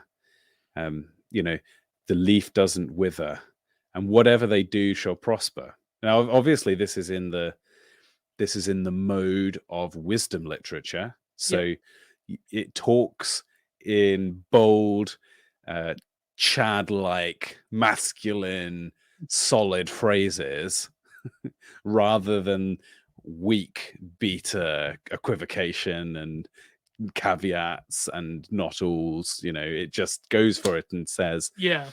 it says The 100% of the unbelievers. time. Yeah. Yeah, like, now we know, of course, that it is also true that people who are good, righteous people suffer, and unjust things happen. And other psalms address that. But that doesn't change the general truth that there is grace from God in this life, that if we obey and trust him, our lives will go better than they would have done otherwise. Yeah. Sometimes the wicked have a season of prosperity, and their evil leads them into a brief, unenjoyable kind of burst of pleasure-seeking, kind of hedonic excess. And as a righteous person, you can watch that and feel like, why is God allowing this? But I think we shouldn't let that observation detract from the fact that if you obey God, live righteously, do the sorts of wholesome, right things like having a big family, taking them along to church, all the kind of things that are scoffed at, God will bless you in that, and your deeds will prosper, and you'll look back, in your old age, you're more likely. I hate that language. I can't get out of the modern mindset of talking about probabilities. Yeah. Yes, everything might collapse in the whole society. But like and millions must die. But leave aside all those like stupid caveats for a second, and let's just live in the warm, rich, general truth that that everything the righteous do prosper, and that yes. evil eventually meets its demise, even in this life. Certainly, in the next. Yeah, exactly. And you know what's funny? You mentioned about a sort of living source of nourishment. And of course, the tree and the fruit metaphor always comes up over and over again. I Mm, mean, a good tree shall bear forth good fruit, a wicked tree shall bear forth bad fruit. You cannot get mm, vice versa. And I feel like, as millennials, a lot of the sustenance we get, like you were saying, comes down to the nature of nostalgia and disappointment that really defines our like Gen Y core millennial generation. Because a lot of I feel like the sustenance that people get, nostalgia in itself by definition is sort of like a dead source or a dead root of sustenance in that you are looking back to a thing by definition cannot come about again in that same mm, moment, whether it mm. be ideologically or even just my favorite song, or like why couldn't we live in based cyberpunk Y2K aesthetic of futurism, right? Yeah. But whereas you were saying the sort of living sustenance of Christ is there, but I Mm, feel like the solution that most of us have, especially in our generation, is this pull towards a dead root that mm, gives us a sort of may give us an inner peace, at least momentarily, but cannot deliver like when you start to say that it can deliver you like a grand, total ideological, civilizational transforming thing, that's not the case. It's never going to happen. I feel it's yeah, Nations rise and fall, but the word of the word of the Lord stands forever. right, Um, in a sense, we, you know, we're not wrong to try to call our nation to repentance, to preserve right, it, but we have to remember that the nation that we live under inevitably comes to an end, and we need to be careful of not attempting to um, not attempting to build something eternal on shifting sands. So the, the thing that you love about your nation is not necessarily wrong, right? right.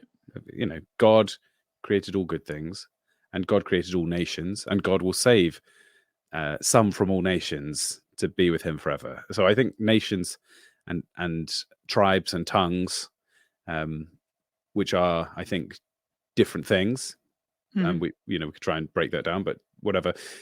Tribes and tongues and nations are all perfectly fine things in and of themselves that will be preserved into eternity by God. But the the efforts that people are going to try to preserve those things by kind of worldly means, I think it's like it seems like to me a focus on trying to immortalize something in this world. Yes. Um, Yeah. Yeah, exactly. To put it in like amber petroglyphs. What do they call it? Ambergris? Like or the amber residue, the uh-huh. that preserves different. Yeah, it's like Yeah, sort of yeah, I like know what you mean. solidifying it. Yeah, yeah, yeah. Yeah, like if you find these like perfectly preserved fossils and things, right? Yeah, exactly. In the amber. Yeah, Yeah, that's yeah, the yeah. tree sap. Yeah. Yeah. I think that's right. The sap is called amber after it's like been through some chemical process. Is that how it works? Yeah, after millions of years in the ground, Yeah, it's got something going on. Yeah. or resin maybe. Resin. There you go. Yeah. Yeah, yeah. Okay. Amber resin. I mean the tree thing as well. Uh, this is a useful way to detect false teachers, of course. Hmm. Hmm. There's another verse that talks about you will know them by their fruits, and Yes. that's Yeah. again talking about the idea that actually it's impossible for a false it's impossible for an apple tree to produce pears, and just in the same way, you know a false teacher is not going to come and say, Jesus Christ is Lord. A false teacher is going to come and try and subvert things and try and fit in like a wolf in sheep's clothing. But look for the fruit. Look for, does this person's life... This is one of the dangers of people thinking that they could have their faith online. And, I hope there isn't anybody who, uses listening to us talking or my channel or whatever as a substitute for going to church, because you out there are not able to interact with me in the wild, like in a church, see my life. Am I showing the fruit that I talked about before in my day-to-day decisions? The people in my church, I have a deep and long and abiding and thorough relationship with, wherein we deeply discuss what goes on in each other's lives, and we talk about we talk about difficult decisions and how to handle it, and we see one another's sins and foibles and growth, and it is in that level of interaction that it's the proving of your faith through the perseverance, for example. And so often the celebs have been able to put up a front because you've got so much control online. You can just sit in front of your camera, or even not in front of a camera, and then decide when you're broadcasting and when you're not. And I caution people, I guess, is the best way to put it, that that you've, again, similar to my point about only taking actions that you can see the effects of. Perhaps a similar idea is only trust people who you are confident that you've seen the full extent of who they are. Like, don't trust somebody based on just having the same, like expressing the same set of views that you like, but much better to trust somebody whose life you've seen, you like the way that they behave and act. I feel like when it comes to, you were saying like the internet, there was like a sort of like optimism that I remember. Well, maybe I was too young for this, but I remember like researching about, like, there was a lot of like optimism around, like there was this like weird like internet spirituality where there was these like new age Christians that would like go on these Usenet forums, and it was very novel. It was very like to spread the gospel on the internet. But as time goes on, I feel like the whole like debate thing happened in the 2000s, and then nowadays you have like a lot of religiosity on the internet, but the way that it's expressed is very much like caught up in, like, I would say, a spectacle nature of it. It's like almost like that sort of original, like, GeoCities Usenet evangelism, that's sort of that the optimism is gone. Look, I'm very ambivalent about the use of the internet for evangelism, because on the one hand, like I was just saying about the superiority of real life connections, like I think God's primary means of building his church is through local churches and through preachers in person in front of a congregation explaining the gospel. That is the pattern that we see established in the early church, and I don't believe the advent of technology renders that fundamental human person-to-person interaction. Like, if God wanted to use a different means, he very well could have put skywriting in place, but he honors individuals and human connections with that primacy.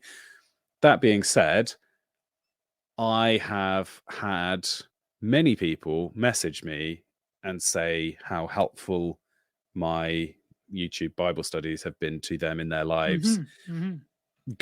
People who were not Christians who've started going to church, or people who were kind of lapsed Christians who've been encouraged back into some form of faith. And I feel very, honored that God chooses to use me as a part of those people's journeys, and all praise goes to God for that. You know, it's wonderful, real encouragement whenever I hear that. So God can use the internet as a part of people's journeys of faith. Absolutely. Right. You know, it's, in some ways I'm frustrated, you know, in a sinful way. I'm like, I don't want to be stuck in front of a computer any Right. more time Yeah. than I have to be. But you know, These are the tools that we're given, and this is life yeah, nowadays. the So you things that have God to, calls us to is not necessarily things that we want to do. I'm sure, you know, after being shipwrecked twice, Paul didn't want to get on another boat just to get shipwrecked again. You know, he got stoned, he got, you know, blah, blah, blah. So I have a relatively cushy calling at the moment. And if this, and then who knows how much longer I will be doing this for, but it seems like God's calling me to it at the moment. And, you know, I'm very, you know, I'm very glad to do it whilst that opportunity exists. But I do encourage people, you know, I reinforce what seems to have been my theme for this whole stream, which is the significance of real life, human to human, you know, actual connections with actual people yeah. that you can see and touch. Talking of actual people, maybe that's a segue to AI. Yeah, sure. But before we get to that, Sure. there is a few like it's because I wanted to go back to like you were talking about the Covidian era and how that like affected sort of like online, let's say online evangelism and the way that we spread our message. It's like, I remember like it's always like sort of like a even artistic novelty about like these like, pastors that would go on Second Life and they'd have congregations in Second Life. And it's Yeah. that real like it's like wow, that really was like the future of the internet. But Yeah. nowadays, but when it comes to and this I think goes back to the notion that, for example, John Paul had in the theology of the body, where the body is an integrated self, that the reason why us Christians obsess over these issues of like sexual, not obsess, but like, yeah, obsess over issues of like sexuality and so forth is is not because we hate people or we want to oppress people. It's more of that the body is integrated with the soul, and Hmm. that there is a profound sort of uh, holy nature to the body, that when Hmm. that self soul system is transgressed against through various activity, that is what is so important. That is where, and you notice the key source of subversion seems to be through the body when it comes to like Hmm. whatever you want to call it, the modern world, the sort of progressive world order, the globalists. But I wonder though, I remember like reading those blog posts by Giorgio Agamben, who himself, of course, is an atheist, being like new left academic, but having his whole book on Saint Paul, and having sort of a cultural import from Catholicism in Italy. He wrote about during the Covidian era the profound alienation of the most, let's call it, the most grounding experiences of ritual that people have, which is through existence in marriage and life and congregation, and also in death through funeral ritual, that those things were barred from us during something that was to preserve a notion of what he calls bare life, right?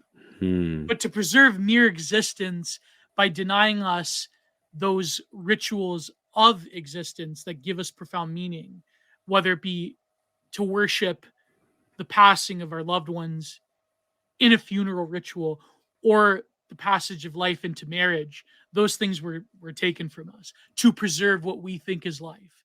And I wonder though if there was any even like biblical precedent in the divide between bare life and what we know is true existence. So I'm sure you thought about this during those 2 years, obviously. But yeah. Yeah. So I guess on a couple of thoughts. Firstly, you were talking about um, the focus on sexuality and the fact that the body is significant spiritually, that there Yeah. isn't this kind of obvious divide that actually I think kind of originates with Plato in some ways. It's Oh this yeah, obviously, yeah, body obviously. and soul, and let's ascend to The realm of forms. yeah, the realm of like that is something that was in the air, and the New Testament addresses like head on directly. And I Hmm. think there were um issues amongst some of the churches. The very first Christian churches were grappling with these kinds of issues. And this passage that I might read from 1 Corinthians, which I think gives us that context that you were kind of talking about. So Yeah, um so firstly, there is, I have the right to do anything, you say, but not everything is beneficial. It's hard. I don't know if the quotes are coming across. So, quote, I have the right to do anything, unquote, but I yeah, will not be, but I will not be mastered by anything. You say, quote, food for the stomach and the stomach for food, and God will destroy them both, unquote. The body, however, is not meant for sexual immorality, but for the Lord, and the Lord for the body. By his power, God raised the Lord from the dead, and he will raise us also. Do you not know that your bodies are members of Christ himself? Shall I then take the members of Christ and unite them with a prostitute? Never. Do you not know that he who unites himself with a prostitute is one with her in body? For it is said, quote, the two will become one flesh, yeah. This is what Saint unquote. Paul said. Yeah, the two shall Mhm. become one. I was thinking of that while you were saying, and how the sort of the nature of the body within Christianity is something that isn't just a singular self system that is confined biologically from everything else. Rather, the body is something that is open to others, but also open to the Lord. Obviously, that there is something about the body that is not. It defies the sort of the materialist rationalist view of like, well, it's just your own body that is engaging in intercourse, blah blah blah, or it's an exchange of chemical reactions and so forth. Rather, there's something about the body that is open to the experiences of the other. And of course, like you could talk about this in Song of Solomon and so forth, like the nature of love, and how the body is a conduit for something more in that union. Like even in philosophy and in psychoanalysis, the la petite mort, the little death, right? Like there's something about it that is open rather than this confined system that just is hard interacting with other material systems. There's something, yeah, yeah, Well, like that verse, the two will become one flesh, is right yeah, back there in the first or second chapter of Genesis. And we tend to take it metaphorically, but I think there is this real spiritual layer to it. And we have to understand that there is this mysterious link between the material and the spiritual that we don't understand, but it yeah, does matter. Now, on the more general kind of spiritual physical divide, of course, by the second century, a full blown heresy had taken hold in certain quarters called Gnosticism. of course, yeah. And Gnosticism teaches that there's this um, you know, there's this higher plane, higher spiritual reality that we should, The God of um, light, yeah. go towards, and then there's this lesser secondary divinity, that the demiurge. We The realm of you know matter. we see we see this kind of super harsh divide, and I think we still see this in a lot of Christian belief to this day, because people will talk about dying and going to heaven forever, and this idea of ascending, and it's like up in the clouds. Like I think a high percentage of Christians believe that the eternal destiny for a human is heaven. But actually, what we see in the Bible, it'd be much more accurate to talk about maybe we're in heaven waiting for the judgment day, but then a new earth and is created, and a new Jerusalem settles, and we live on the earth, a new rejuvenated physical existence, and we've got no reason to think that the existence will be less physical. So there is nothing Yeah. and Paul actually talks about being you know, away from the body but at home with the Lord in this slightly uncomfortable state. He's like, you know, being embodied is the natural and right thing for a human to be. So whilst yes, you can exist as a spirit alone, it is this kind of half existence, and we long for being an embodied human. Yeah, yeah. And I know like some there are like other crazy interpretations about that, like that are essentially like atheistic in nature. That Mm. like when you die, the body is no longer ceases to be, and therefore, like they've been debating this since literally, Parmenides, Yeah. So it's yeah. But you would hope that eternal life actually does mean metaphysically eternal life. So you know what I mean? It's that, yeah. Well, the dead will all be raised. You know, it seems pretty clear to me that so for example, Jesus has this run-in with the Sadducees. The That's Sadducees right. being Yeah. this group who were around at the time of Jesus and didn't believe in a resurrection, and they said to him, "All right, Jesus." They kind of tried to ply him with a. It's a very new atheist thing to do. This kind of Yeah. Yeah. reductio ad absurdum. They're trying to say, okay, if you're so smart and resurrection is a thing, what about a woman who's been married and then the husband dies and then marries again, and then the husband dies and marries again, and then the husband dies? When all these people are resurrected, is she going to be husband to all of them? And Jesus's answer, of course, is that there is no marriage in heaven, so it's a stupid question. But he certainly is standing by his conviction Yeah. of actual resurrection of these actual people who lived. For each person that lived a life in history, there will be a person on Judgment Day.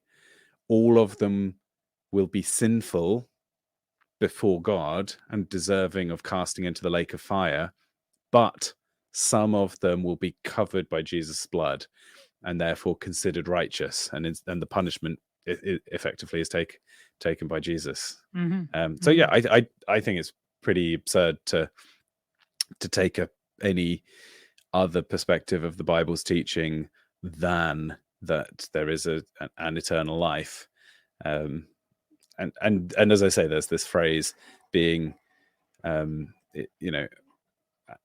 there's this phrase that talks about the time in between your death and the general resurrection that seems to imply some sort of existence. But the details, I think, are Fuzzy at best. fuzzy and obscured from us and probably don't really matter. And then and then also cultural, and there's a lot of cultural influence. Like even Catholicism is influenced by Dante, for instance, from Right. from the Inferno, the Purgatorio, Paradiso. Like yeah. So we can never but you're right. Like it's just that these debates, a lot of them, now that like we've lived through the new atheist thing, they go nowhere. I mean, it's sort of like, I remember Owen Cyclops, my good friend Owen Cyclops, had this one comic that he did where it was about the abortion debate, where he's like, what if, or no, it was a tweet where he's like, what if like uh a bullet went through someone's sperm sac and the seminal fluid traveled into the womb of a 12-year-old paraplegic girl, would then you like but then you justify it, but then it's like this sort of absurd, like totally out there exceptions, like even in biblical times, the totally out there exceptions were being debated Right. over just as Yeah, like yeah, a yeah. gotcha. Yeah. Human nature is the same as it ever was. There were Yeah. the fedora tipping first century Jews. Yeah. But it was funny though, like during, like I was saying, during the Covidian era, how there was like this profound alienation from the social body. and the spiritual body that was ostensibly just to protect bare life, which is not the sort Mm. of sustenance of existence, which Right. is, so it does, Well, yeah, I mean, I don't understand why so many churches closed, yeah, because yeah. it seems to me incredibly clear that we're given instruction, let us not give up meeting together as some are in the habit of doing. I mean, how can you then justify months upon months of the only possible explanation is that people view Zoom calls as equivalent to meeting in person.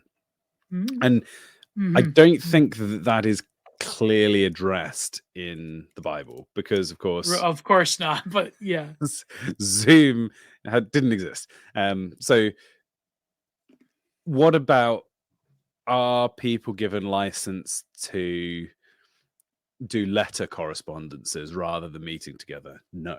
Like, is there Right. any other, like, it seems pretty apparent to me that the church is intended to be a family who operate together, you know, as a rich, vibrant, interpersonal community, whereas just the sheer experience of trying to have a human connection over nothing but a video link is cold and detached, emotionless.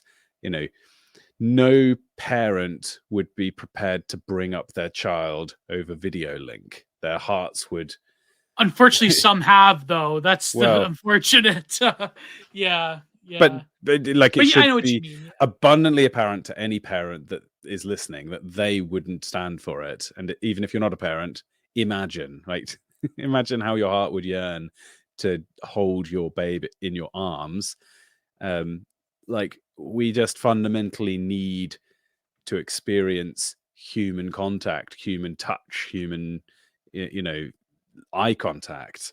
And the the thing that has technically been constructed is nothing but a joke of a parody of a pretense of an imitation of real life. Yeah. So It's a simulacra of real life, like, obviously. it just seems hopelessly stupid that all these church leaders were, I mean, and credit should go to the Catholics who, as far as I can see, put up one of the strongest fights um, against the banning of church services, Yeah, yeah, which I think is largely because of the theological significance of the Eucharist in Catholic theology. yes, yeah. That That's like the in-person meetings were unavoidably important to them. I think they should have been unavoidably important to everybody else, but like, I need to give credit to the but there Catholics was in this. yeah, Yeah. there was still like. Do you remember those pictures? It's so surreal when you look at it nowadays, where like Catholic priests in cathedrals would Right. baptize babies with super soaker. It was, oh my god, what? It's like they had to get uh, a headshot in just to like do it. Like, you do the cross, yeah, with the yeah. super soaker. Oh my. Oh, that was like the peak like 2020 aesthetic right there. Thank you for listening to the Content Minded podcast, where every Wednesday there are interesting guests, amazing ideas, solo streams, and discussions on a diverse array of topics from art, philosophy, history, and more. The free version will be available both here on YouTube and as a downloadable link on Anchor and Spotify, as well as on Substack. Each week, the full, uncensored, and spicier version will now be available on both Patreon and Substack, where you will have access to the full archive of both Content Minded and of Giant Reviews, where I break down interesting texts every week, including other exciting paywalled articles and good content. Thank you all. Please like, share, and subscribe. God bless. Goodbye. Help keep the content renaissance alive. Too sweet.